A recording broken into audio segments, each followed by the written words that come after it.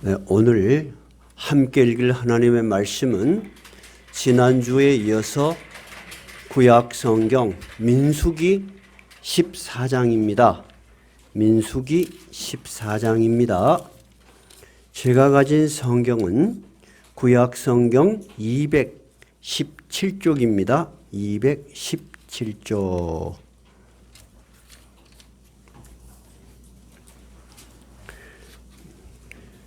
다 찾으셨어요? 오늘은 14장 1절부터 10절까지 함께 읽도록 하겠습니다. 자, 함께 읽겠습니다. 온 회중이 소리를 높여 부르짖으며 백성이 밤새도록 통곡하였더라. 이스라엘 자손이 다 모세와 아론을 원망하여 온 회중이 그들에게 이르되 우리가 애굽 땅에서 죽었거나 이 광야에서 죽었으면 좋았을 것을 어찌하여 여호와가 우리를 그 땅으로 인도하여 칼에 쓰러지게 하려 하는가? 우리 처자가 사로잡히리니 애굽으로 돌아가는 것이 낫지 아니하랴. 이에 서로 말하되 우리가 한 지휘관을 세우고 애굽으로 돌아가자 하매 모세와 아론이 이스라엘 자손의 온 회중 앞에서 엎드린지라. 그 땅을 정탐한 자 중 눈의 아들 여호수아와 여분네 아들 갈렙이 자기들의 옷을 찢고 이스라엘 자손의 온 회중에게 말하여 이르되 우리가 두루 다니며 정탐한 땅은 심히 아름다운 땅이라. 여호와께서 우리를 기뻐하시면 우리를 그 땅으로 인도하여 들이시고 그 땅을 우리에게 주시리라. 이는 과연 젖과 꿀이 흐르는 땅이니라. 다만 여호와를 거역하지는 말라. 또 그 땅 백성을 두려워하지 말라. 그들은 우리의 먹이라. 그들의 보호자는 그들에게서 떠났고 여호와는 우리와 함께 하시느니라. 그들을 두려워하지 말라 하나 온 회중이 그들을 돌로 치려 하는데 그때 여호와의 영광이 회막에서 이스라엘 모든 자손에게서 나타나니라. 아멘. 오늘은 지난주 민수기 13장에 이어서 14장이 연속되는 사건이기 때문에 앞부분을 조금 연결을 지을 필요가 있겠습니다. 제가 칠판에 도표를 그려놨습니다. 이스라엘 백성들이 애굽 땅에서 노예였죠. 종이었죠. 여기에서 모세의 인도로 시내산까지 탈출을 해서 시내산에서 약 1년 동안 하나님의 말씀을 깊이 배우죠. 그리고 드디어 약속의 땅, 젖과 꿀이 흐른다는 풍요의 땅 가나안으로 행진을 시작했습니다. 그래서 약 3개월 만에 이 가나안 국경선 바로 밑에 가데스 바네아에 도착했습니다. 지명이 좀 어렵죠? 해보세요. 가데스 바네아. 네, 앞으로 이 가데스 바네아라는 이 지명이 자주 나올 것입니다. 근데 여기 모여서 이들이 생각을 했어요. 그래서 남의 나라에 들어가기 전에 이미 가나안 땅에는 약 5개에서 7개 부족 국가가 있단 말입니다. 이들이 어디에 포진해 있고 성은 얼마나 견고하고 그들의 토지는 비옥한지 메마른지 산악인지 평야인지 정탐할 필요를 느꼈습니다. 그래서 12지파 중에서 정탐을 남의 나라에 들어가서 정탐할 만한 사람으로 지도자, 유능한 지도자를 뽑았어요. 즉 우리로 말하자면 우리 지금 교회로 말하자면 청년들입니다. 청년들입니다. 옛날에는 청년이 30대였어요. 지금은 청년이 40세, 45세까지 다 청년이라고 부릅니다. 이 청년 때 유능하고 신앙심이 있고 담대하고 힘이 있어야 돼요.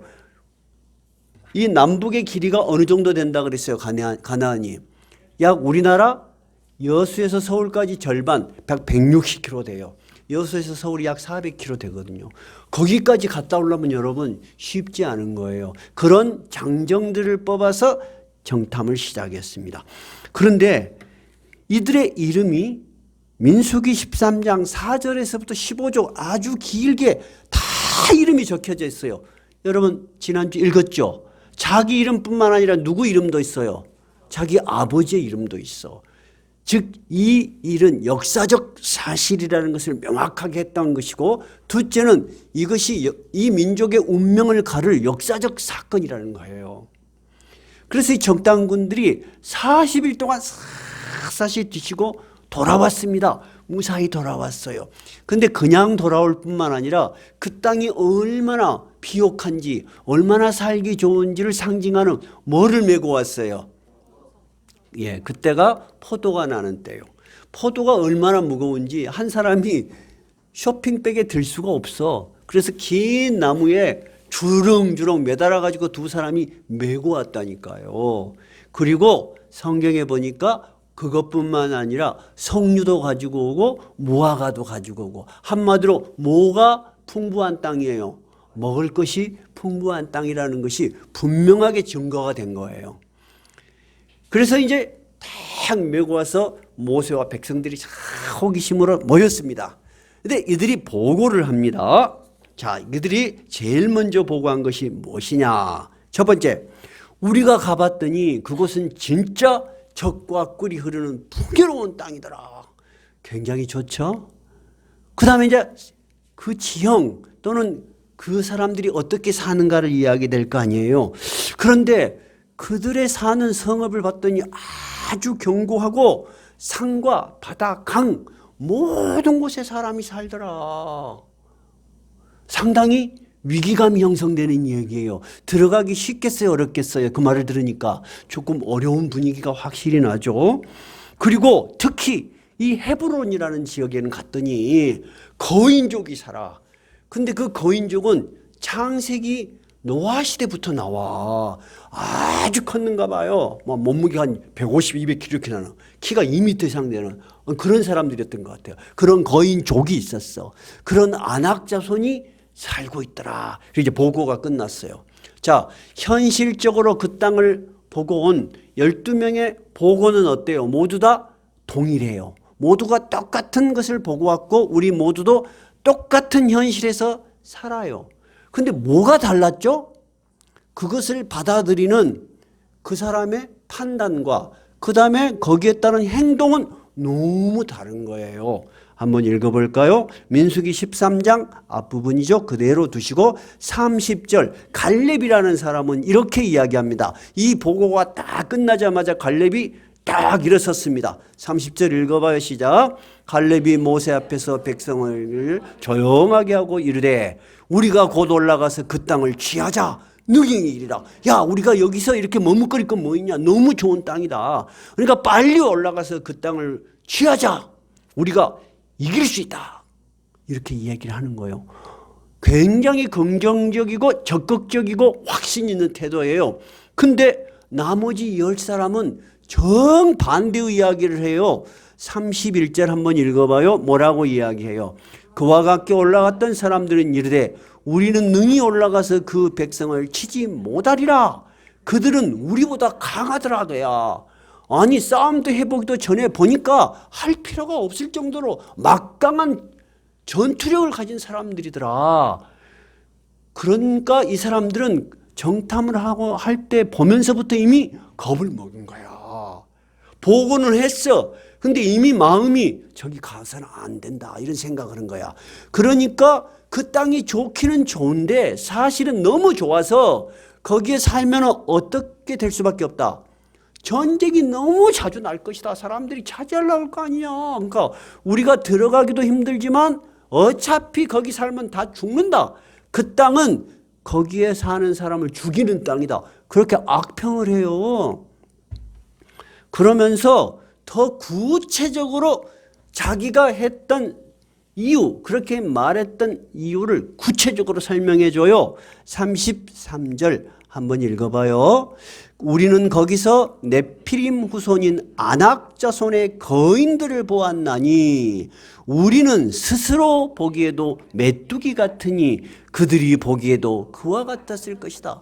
우리가 숨어서 딱 정탐을 해보니까 우리가 뭐같이 보이냐면 꼭 풀밭에 누워서 이렇게 딱 나무 사이에 숨어서 정탐을 하니까 우리가 뭐 같더라? 메뚜기 같더라.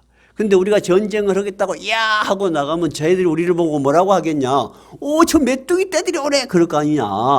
이 전쟁하면 큰일 난다 하는 말이에요. 자, 그래까지가 지난주 설교였어요. 그럼 오늘의 본문으로 이어지겠죠? 이 말을 들은 14장 1절 온 회중이 어떻게 했나요? 온 회중이 소리를 높여 부르짖으며 백성이 밤새도록 통곡했어. 너무너무 무섭고 어떻게 해야 될지를 모르는 거야.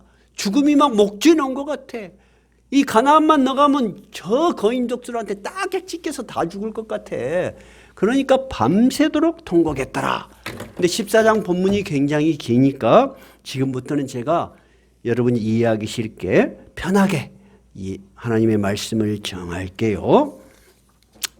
그런 불안감과 슬픔과 두려움이 막 차지하니까 이제 누구를 원망하는 거예요? 모세를 원망하는 거예요. 모세를, 야, 우리가 이럴 바에는 차라리 애굽에서 왜 나왔냐? 차라리 애굽에서 노예로 살았으면 죽지는 않을 거 아니냐? 애굽에 있을 때가 더 좋았다.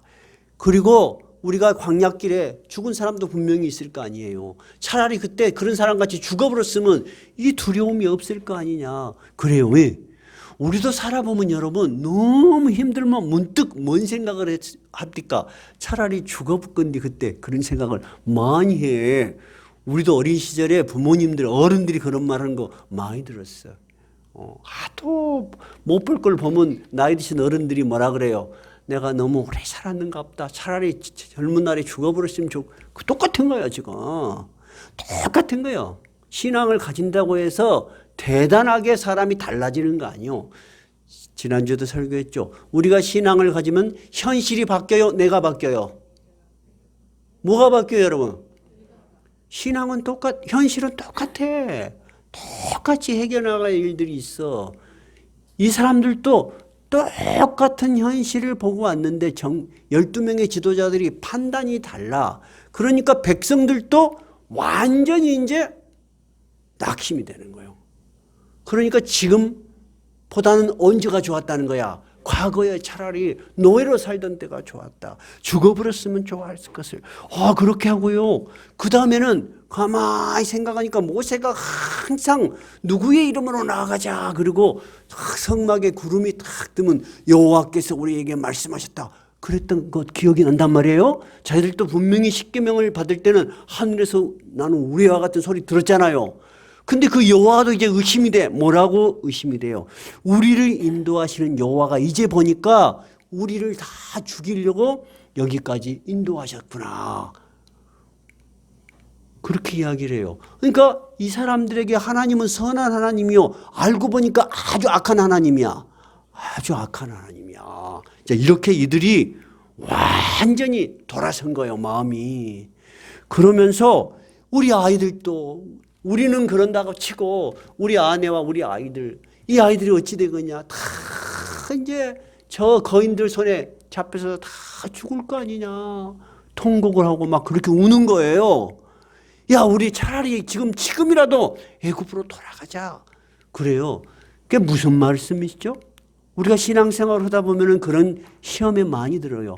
우리가 차라리 신앙이 없었으면 참 좋았을 건데. 여러분 그런 생각 들어요 안 돼요? 가끔씩. 그래.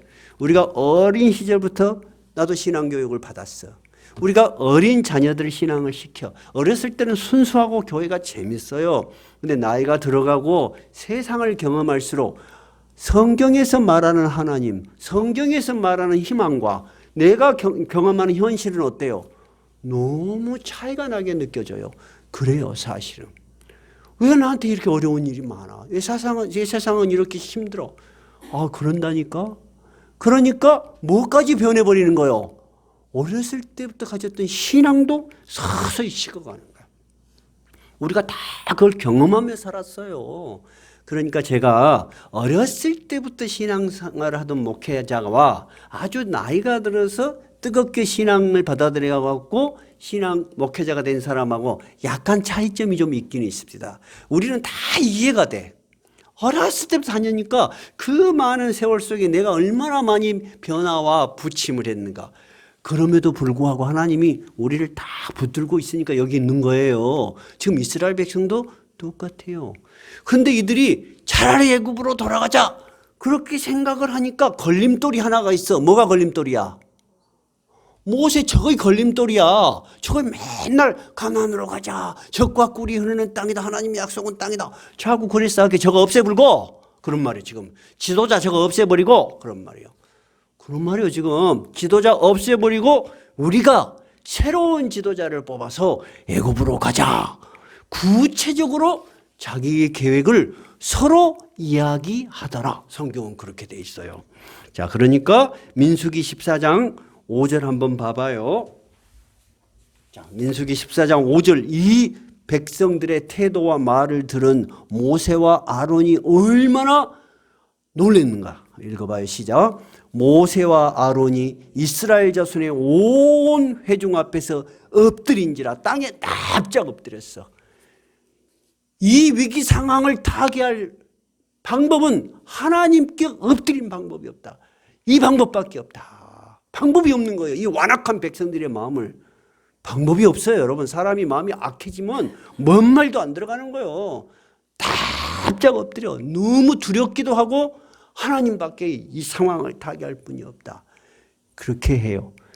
그러니까 이 상황을 본 갈렙이 이스라엘 최고 지도자는 아니지만은 이 믿음 있는 갈렙과 여호수아가 봤을 때 너무 황당한 거야.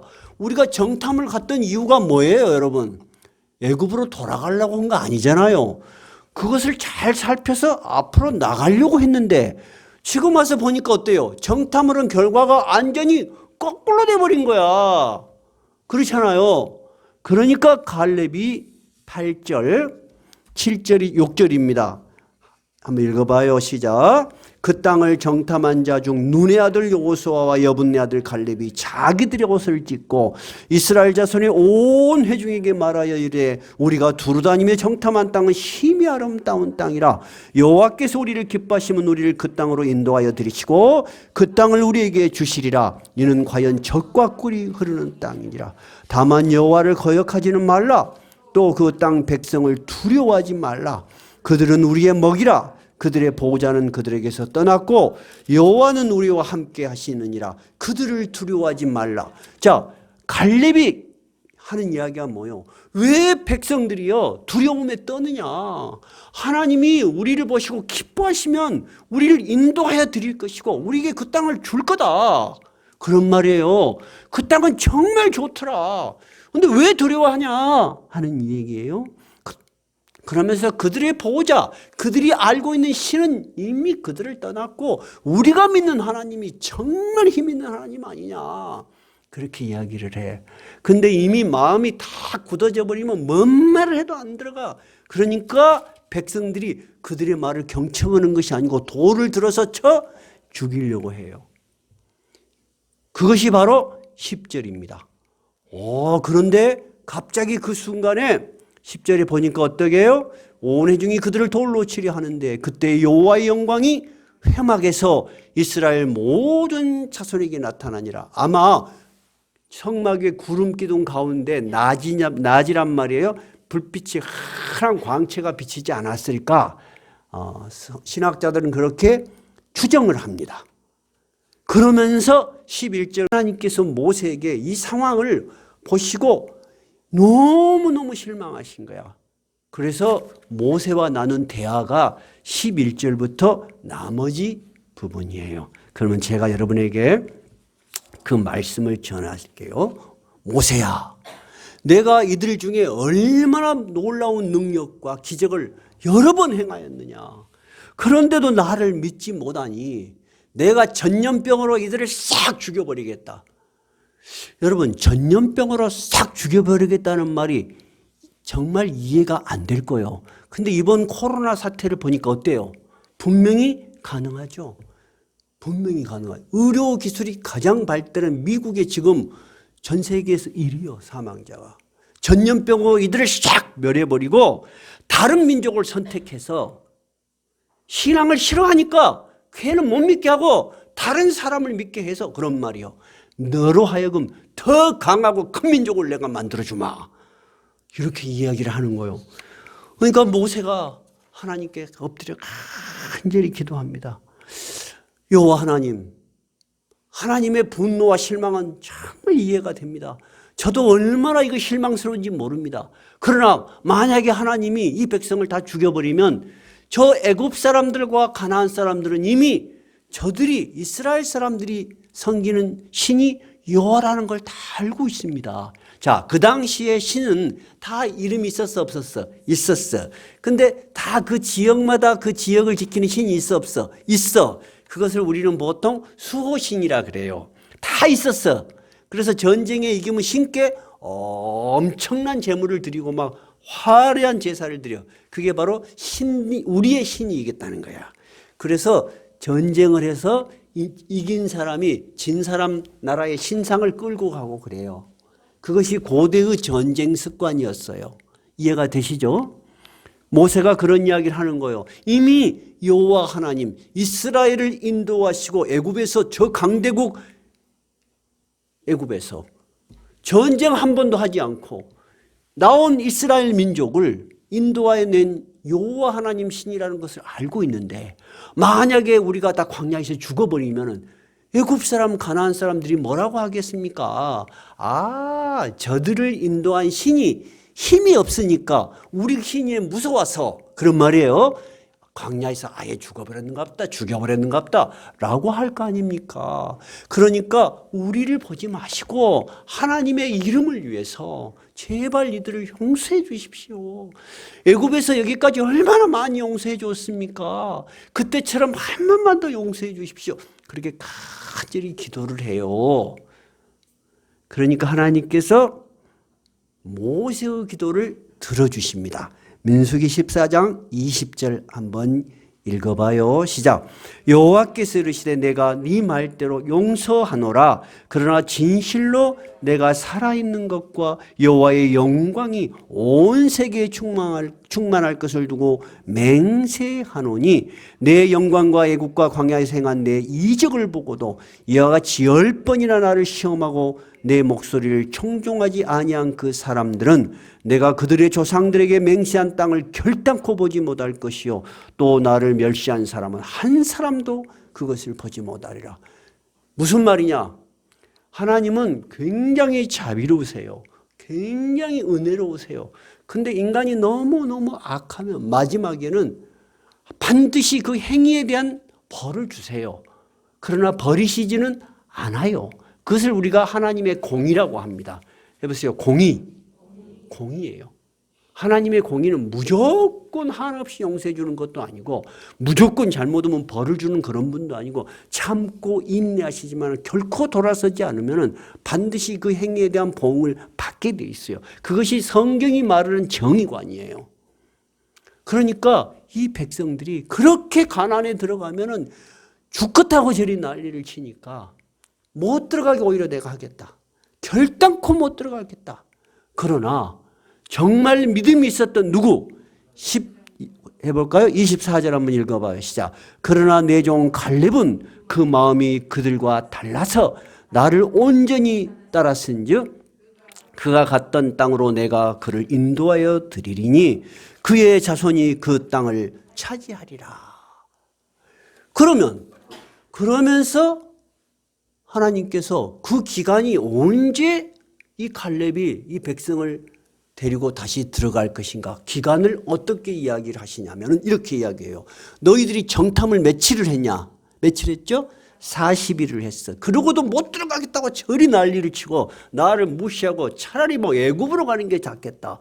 이런 이야기를 하니 가지 말라는 거야. 가지 마. 그래, 네 마음대로 가지 마라.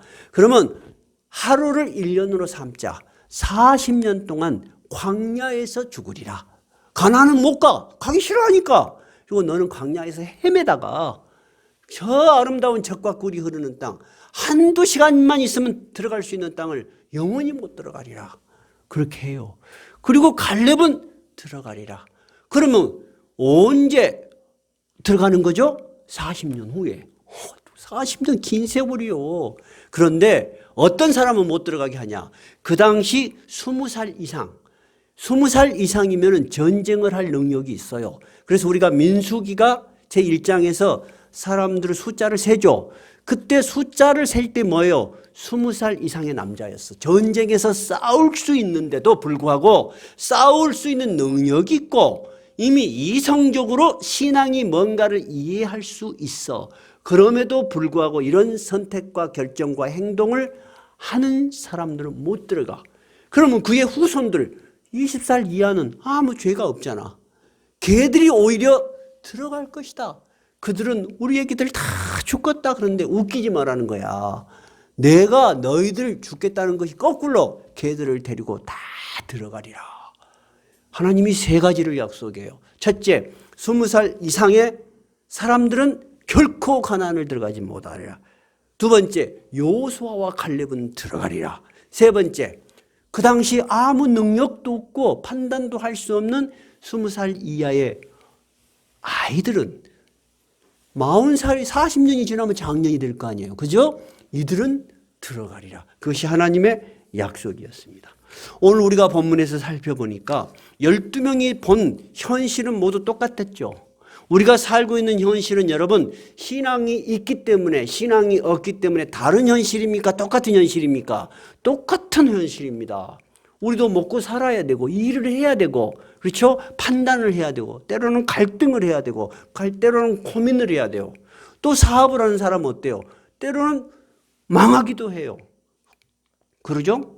쉬운 일이 아니에요. 사는 게. 정말 사는 것은 너무나 많은 변화가 있어요. 우리 여기에 숫자가 30분도 안 되십니다. 근데 여기 한 분 한 분의 어떻게 살아온 이야기는 저는 알아요. 설교를 할 때 그분들 생각이 나요. 보십시오. 제가 일일이 말하지 못해도 결혼하고서 얼마 안 돼서 애들이 2명, 3명인데 아저씨가 돌아가신 분도 계셔. 그리고 지금 70이 넘는 우리 권사님도 계시잖아. 사랑하는 자녀를 여인 부모님도 계시잖아. 사업하다가 이것저것 했는데도 안 돼서 굉장히 고민했던 사람도 있잖아. 지금 사업을 오픈했는데 갑자기 코로나가 와가지고 이게 언제 문을 닫을지 고민하는 사람 있어 없어? 있잖아. 우리 모두에게 현실은 다 똑같은 거예요. 근데 여러분 뭐가 다른 거예요? 그 현실을 받아들이는 판단이 다른 거예요. 그리고 그 판단에 따라서 행동하는 것이 다른 거예요. 여러분 이것이 바로 믿음이라는 것입니다. 믿음은 추상적인 것으로부터 이해가 됩니다. 분명히 맞죠?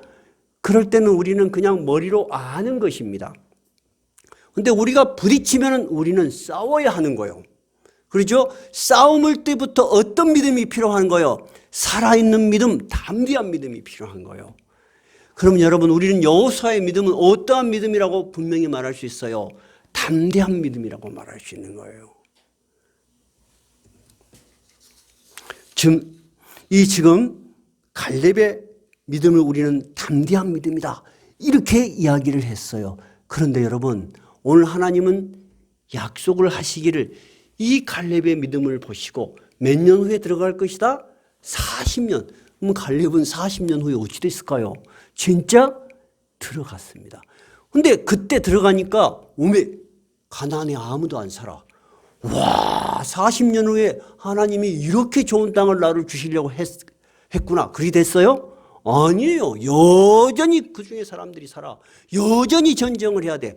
근데 여러분 여호수아와 갈렙이 얼마나 40년 후에도 이 젊은 날의 믿음이 변하지 않았나. 여호수아는 모세가 죽고 3일 만에 가나안으로 들어갑니다. 이 백성을 이끌고. 며칠요? 3일 만에 들어가 버려. 나는 하나님을 따르겠노라. 따르지 않을 사람은 가라. 그러고 그냥 들어가는 거야. 이것이 여러분 믿음이야. 그 다음에 갈렙은 어떻게 해요?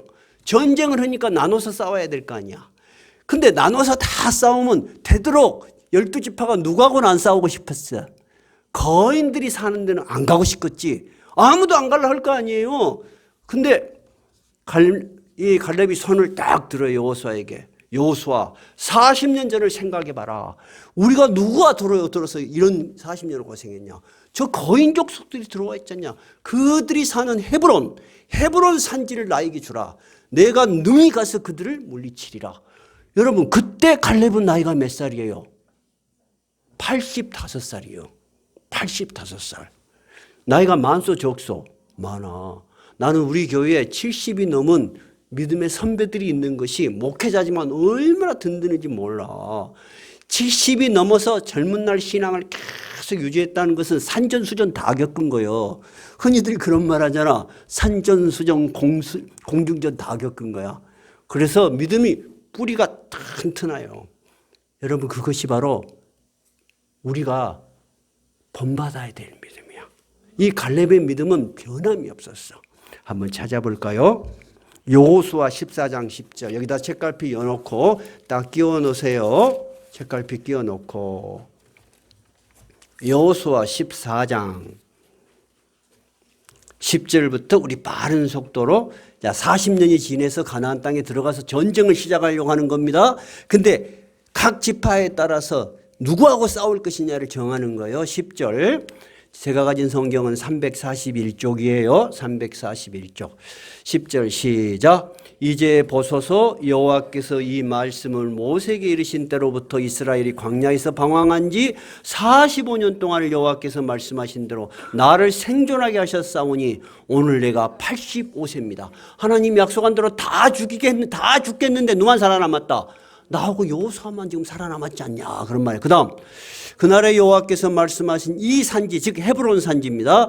이 산지를 지금 내게 주소서. 당신도 그날에 내게 들으셨거니와 그곳에는 아낙 사람이 있고 그 성읍들은 크고 견고할지라도 여호와께서 나와 함께 하시면 내가 여호와께서 말씀하신 대로 그들을 쫓아내리이다. 그런데 청년들은 저 산지를 내게 주소서 찬양을 할 때 막 은혜롭게 불러. 뭐가 몰라, 내용을 몰라. 이 전쟁은 여러분 가장 용감한 사람만이 할 수 있는 전쟁이에요. 가장 어려운 곳, 가장 불가능하다고 생각하는 곳에 내가 그 산지를 주라는 거야. 근데 흔히들 그냥 복음 찬양 부를 때는 그 산지를 내게 주셔서 그러면 막 좋은 땅 주라고는 줄 알아. 여러분, 내용이 어때요? 너무 다른 거예요. 아무도 가지 않으려고 하는 그 거인족들이 사는 그곳에 나를 보내주셔서 내가 85세지만은 내가 능히 싸워 이길 수 있습니다. 이런 말이야. 이해가 됐어요? 우리 김순호 장로님이 보통 나이가 70이 되시면 은퇴를 하셔요. 그래서 장로님도 목사님, 제가 이제 은퇴를 준비해야 되지 않겠습니까? 그래서 제가 장로님 건강하시고 지금도 생업의 현장에서 일하시는데 더 봉사하십시오. 이 갈렙으로 보면은 몇 살까지 해야 되겠어? 85세까지는 제일 앞장서서 해야 돼. 저기 장성원 집사님도 아시겠지다. 그러니까 이 믿음이라는 것은 여러분 사람을 정말 힘있고 강하게 하는 거예요. 믿음이 없다면 이런 판단과 결정과 행동을 할 수 없는 거예요, 여러분. 오늘 우리는 이스라엘 백성들의 이야기를 들었습니다. 이 기록은 지금으로부터 언제적 이야기입니까? 3,500년 전 기록입니다. 그러면 지금의 우리하고는 아주 관계없는 먼 동화 같은 이야기일 수 있습니다. 그런데 우리 역시 하루하루 살아가는 현실이 어때요? 너무너무 어려워요.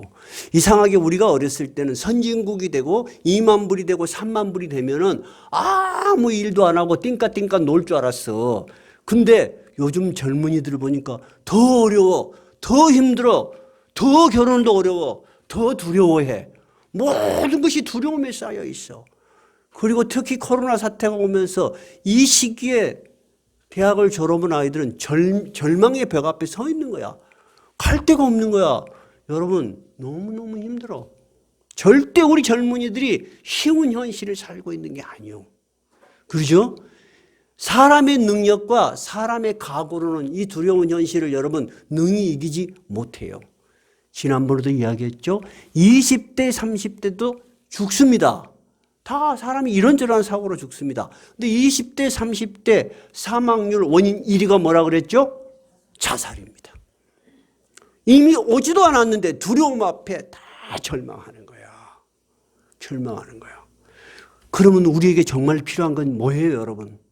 이 두려움을 이길 수 있는 담대한 믿음이야. 담대한 믿음은 여러분 돈으로 바꿀 수 없는 재산이야. 돈으로 바꿀 수 없는 재산.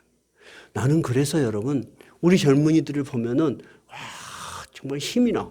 어떤 힘이 나냐? 말씀을 잘 가르치면은 평생 이것이 큰 보화가 될 것이다.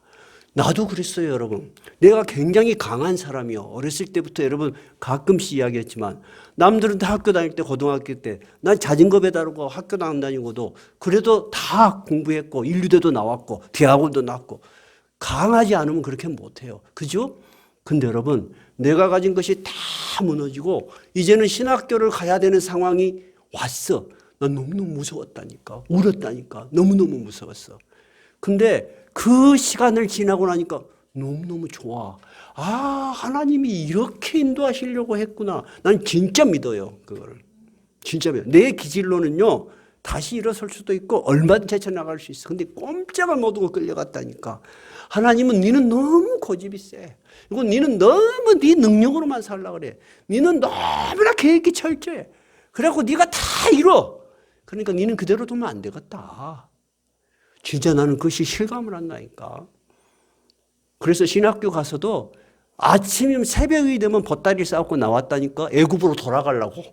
얼마나 그 애굽이 좋은데. 내가 그 애굽에다가 얼마나 씨를 많이 뿌려놨는데. 곡식이 자랐건데.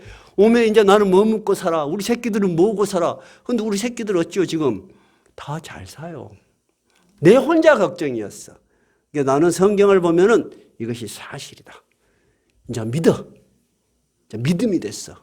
그러면 여러분, 믿음은 어린 시절부터 시작됐던, 나이가 들어서 시작됐던 분명히 이성으로부터 먼저 오죠. 그건 믿음이에요, 분명히. 근데 믿음이 나의 믿음이 되는 건 뭐예요?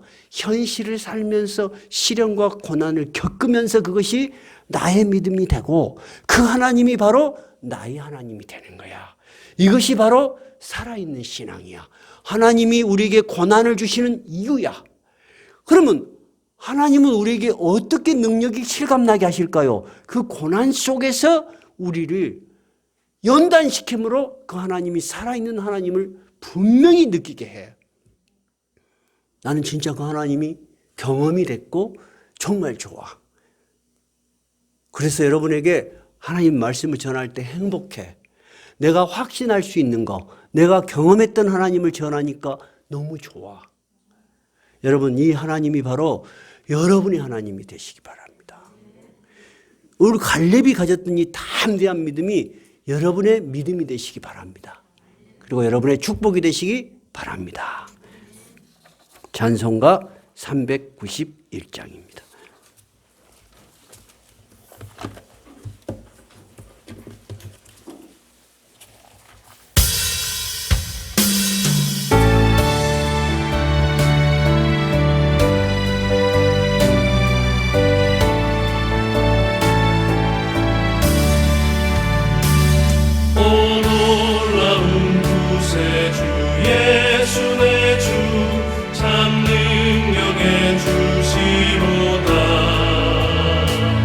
큰